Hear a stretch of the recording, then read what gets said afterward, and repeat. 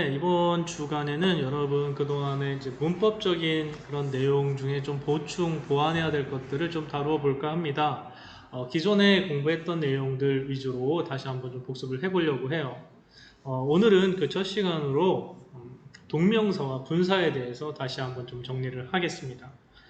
동명사와 분사는 영어 문장을 해석할 때, 그리고 영어 문장을 만들 때 상당히 중요한 그런 문법적인 그런 상황입니다. 그래서 여러분이 꼭 알아둬야 하는 사항이고, 그 부분을 다시 한번 같이 살펴보겠습니다. 이번 시간에는 동명사의 의미상의 주어, 그리고 명사를 뒤에서 수식하는 분사구, 이런 내용으로 한번 살펴보도록 하겠습니다. 동명사라는 거는요, 동사를 명사로 바꾸었다라는 겁니다. 그 개념을 알고 있어야 돼요. 그 형태, 즉 모양은 어떻게 생겼냐면요, 동사의 원형, 그러니까 동사가 태어날 때 모습에 뒤에 ing를 붙이면 되는 거고요. 그러면 동명사가 되는 겁니다. 동명사가 되면 동사를 명사로 바꾼 거기 때문에 품사는 명사가 되는 겁니다. 문장에서 당연히 명사 역할을 하기 때문에 주어 자리에도 오고요. 목적어 자리, 보어 자리에 옵니다. 각각의 예를 살펴볼게요. 주어 자리에 온 예입니다. Building a snowman is not that difficult 하면 주어 자리입니다. 은는 이가가 붙는 주어 자리에 올 수 있다 이 얘기입니다. 그래서 눈사람을 만드는 것은 명사기 때문에 뭐뭐 하는 것 이렇게 해석이 되는 거죠. 눈사람을 만드는 것은 그다지 어렵지 않다 이렇게 해석이 된 거고요. 두 번째 보면요, 목적어 자리에 온 겁니다. 동사 enjoy의 목적어 자리에 왔습니다. 나는 영화 보는 것을 즐긴다. 토요일 밤마다.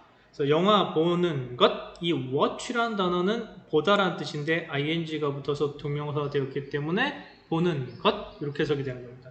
뒤에 목적으로 movie가 있으니까 영화를 보는 것. 이 자체가 그런데 enjoy라는 동사의 목적으로 왔다라는 얘기입니다.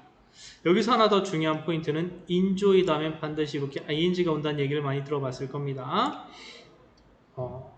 이 동명사, 즉 enjoy는 동명사만 목적으로 취한다는 얘기고요. 이것은 다음 시간에 아마 다루게 될 투부정사와 좀 연관이 되는 부분이 있으니 추후에 다시 한번 설명을 할게요. 세 번째, 보호 자리에 온다는 겁니다. 보호는 뭐냐면요, 일단 주어는 아까 은는 이가가 붙는 자리에 오고 행위자입니다. 목적어는 을로 해석이 되고 동사나 전치사의 다음에 오는 것이 목적어죠. 보호는요, 보충해주는 말이에요. 주어가 부족해서 보충해주면 주격 보호라고 하고요. 목적어가 부족해서 보충해주면 목적격 보호라고 합니다. 여기에서는 주어를 보충해주는 거예요. 즉, 이 부분이 없다면 이런 의미가 됩니다. Stephanie's hobby is. 스테파니의 취미는, 그 다음 아무것도 없잖아요. 스테파니의 취미가 뭔데요? 아무것도 없죠. 그 취미가 무엇인지를 보충해주기 위해서 동명사가 온 겁니다. 그렇죠? 동명사가 와서 보충을 해준다 해서 보호로 쓰인 동명사인 겁니다. Playing the drums, 드럼을 치는 것이다. 이렇게 해석이 된 거죠.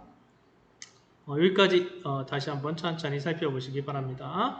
동명사는 동사의 원형에 ing를 붙인 것으로 문장의 주어, 목적어, 보호 역할을 한다. 동명사는 동사가 명사가 된 것이므로 뭐뭐한 것으로 해석이 된다. 그런데 이 동명사에는 의미상의 주어라는 개념을 같이 알아둬야 합니다. 즉 의미상의 주어는 모양은 주어가 아니지만 동명사의 주어 역할을 하는 것. 모양은 주어 모양이 아닙니다. 주격이 아니지만 동명사의 주어 역할을 하는 것. 이걸 의미상 주어라고 합니다. 투부정사에도 의미상 주어가 있고요. 분사라는 것에도 의미상 주어가 있습니다. 그래서 동명사를 집중적으로 살펴보는 겁니다. 동명사의 행위를 하는 주체, 이걸 의미상의 주어라고 하고, 바로 동명사 앞에 목적격이나 소유격으로 쓴다. 목적격을 써도 되고요. 목적격, 소유격. 예를 들어 he 같은 경우에는 his나 him이 쓰일 수 있다는 거고요. 그렇죠? we 같은 경우는 our나 earth가 사용될 수 있다는 겁니다. 그 이외에 여러분이 얼마든지 만들 수 있겠죠. 그리고 일반 명사 같은 경우에는 따로 목적격이나 소유격이 없으니까 그냥 그대로 쓰면 됩니다. 여기 같은 경우가 그렇죠. People enjoy the band playing on the street. 이 문장에서요. 일단은 이 문장을 해석하면 사람들이 그 거리 위에서 노는 것을, 연주하는 것을 그 밴드가 연주하는 것을 즐겼다 이런 뜻이거든요. 만약 이 밴드가 없었다면 어떤 뜻이 되냐면 사람들은 길거리 위에서 플레잉하는 것을 즐겼답니다. 연주가 될 수도 있고 노는 것이 될 수도 있겠죠. 그렇죠? 그런데 이 플레잉하는 주체가 이 사람들이 아니라 구체적으로 다른 무엇인가일 때는 이 앞에 써줘야 합니다. 그 주체를. 여기서는 그 주체가 the band인 것이고요. 만약에 그가 거리에서 연주하는 걸 즐겼다면 이 자리에는 his나 힘이 온다 이 얘기입니다. his는 그의란 뜻이고 힘은 그를 이런 뜻인데 모양새는 목적격과 소유격이지만 이 동명사 구문에서는 은, 는, 이가로 해석되는 주어로 역할을 하기 때문에 의미상 주어라고 한다 그 얘기입니다.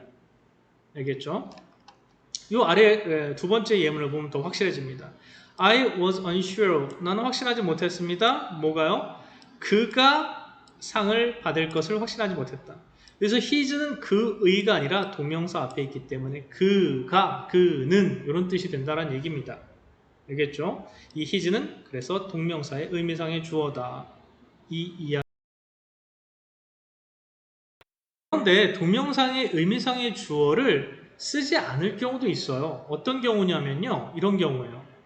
이런 예를 살펴볼게요. 문장의 주어 같은 경우. I'm sorry for making you wait.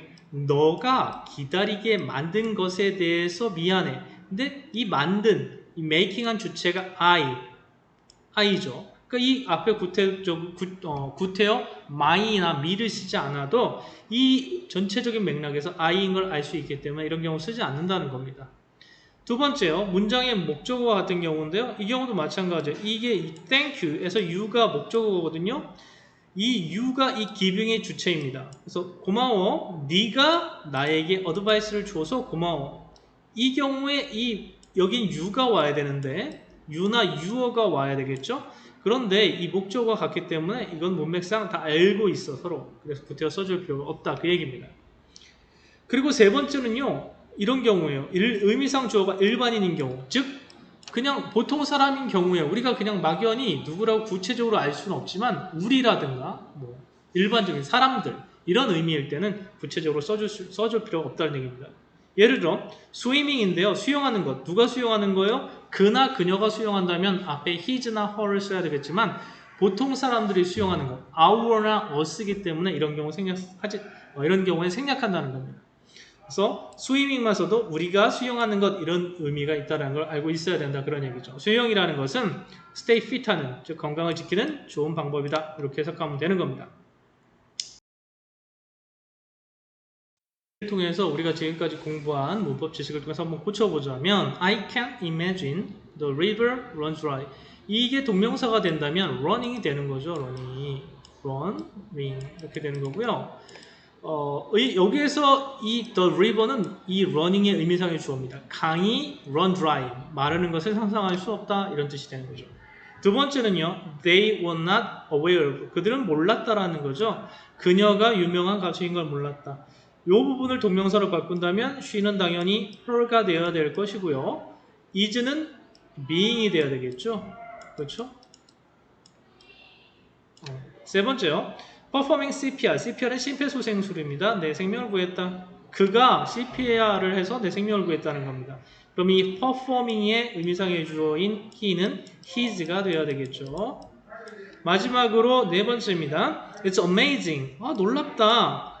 How much? 얼마나 많이 children, 아이들이 can run, 배울 수 있는지는 놀랍다. 뭐 없이요? 어느 누가 taught them anything. 뭔가를 가르치지 않아도 아이들이 얼마나 많이 배울 수 있는지는 정말 놀라운 일이다. 이런 얘기죠. 이 taught는 뭐가 들어가야 돼요? 동명사 teaching이 들어가면 되고요. 참고로 이 앞에 있는 이 anyone은 teaching의 의미상의 주어가 되겠네요. 일단 여기까지 동명사를 정리를 했고요. 요 다음 시간에 분사에 대해서 조금 이어서